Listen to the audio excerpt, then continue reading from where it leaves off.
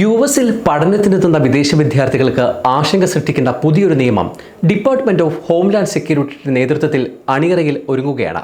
വിദേശ വിദ്യാർത്ഥികൾക്ക് പഠന കാലാവധിയിൽ സ്ഥിരമായി താമസിക്കാനുള്ള അനുമതി നൽകുന്ന നിയമത്തിൽ മാറ്റം വരുത്താനാണ് ഡിപ്പാർട്ട്മെന്റ് ഓഫ് ഹോംലാൻഡ് സെക്യൂരിറ്റി ആലോചന നടത്തുന്നത്. ഇത് സംബന്ധിച്ചുള്ള ഒരു പുതിയ നിർദ്ദേശം department of homeland security office of management and ബജറ്റിന് സമർപ്പിച്ചു.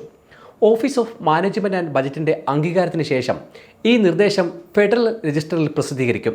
നിയമം പ്രാബല്യത്തിൽ വരുന്നതിന് മുമ്പ് പൊതുജനങ്ങൾക്ക് അഭിപ്രായം അറിയിക്കാൻ 30 ദിവസമോ 60 ദിവസമോ സമയം അനുവദിക്കും. നിലവിൽ അംഗീകൃത പ്രോഗ്രാമുകളിലെ ഫുൾ ടൈം വിദേശ വിദ്യാർത്ഥികൾക്ക് അവരുടെ കോഴ്സ് പൂർത്തിയാകുന്നതുവരെ യുഎസിൽ താമസിക്കാൻ അനുമതിയുണ്ട്. ഇതിനെ ഡ്യൂറേഷൻ ഓഫ് സ്റ്റാറ്റസ് എന്നാണ് പറയുന്നത്. എന്നാൽ പലപ്പോഴും വിസ കാലാവധി കഴിഞ്ഞും വിദ്യാർത്ഥികൾ രാജ്യത്ത് തങ്ങുന്നതാണ് നിയമം കർശനമാക്കാൻ അധികൃതരെ പ്രേരിപ്പിക്കുന്നത്. പുതിയ നിയമം അന്തിമമാക്കി പെട്ടെന്ന് നടപ്പിലാക്കുമോ എന്നാണ് ഇത് സംബന്ധിച്ച ആശങ്ക. നിയമം പ്രാബല്യത്തിൽ വന്നാൽ വിദ്യാർത്ഥികൾക്ക് കൃത്യമായ ഇടവേളകളിൽ വിസ പുതുക്കേണ്ടി വരും.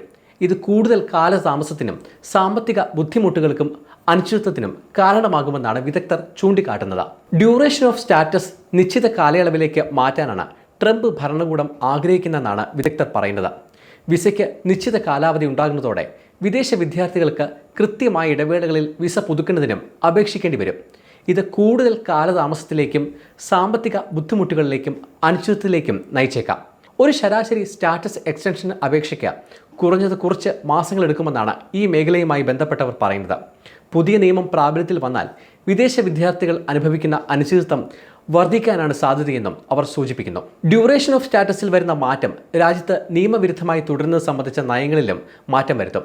നിലവിൽ ഒരു വിദേശ വിദ്യാർത്ഥിയുടെ നിയമവിരുദ്ധമായ സാന്നിധ്യം സ്ഥിരീകരിക്കുന്നത് യുഎസ് സിറ്റിസൺഷിപ്പ് ആൻഡ് ഇമിഗ്രേഷൻ സർവീസസോ ഇമിഗ്രേഷൻ ജഡ്ജിയോ ആണ്.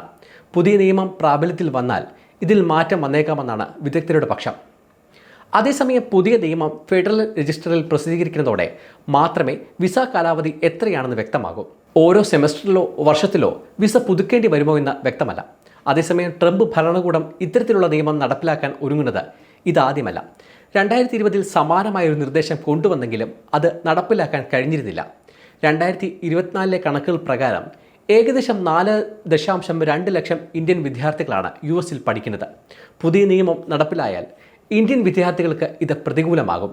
യുഎസ് നിയമങ്ങൾ അനുസരിച്ച് ഒരാൾ 180 ദിവസത്തിൽ കൂടുതലോ 360 ദിവസത്തിൽ കൂടുതലോ നിയമവിരുദ്ധമായ രാജ്യത്ത് താമസിച്ചാൽ അത് 3 അല്ലെങ്കിൽ 10 വർഷത്തിലേക്ക് യുഎസിലേക്ക് വരുന്നതിന് തടസ്സമുണ്ടാകും.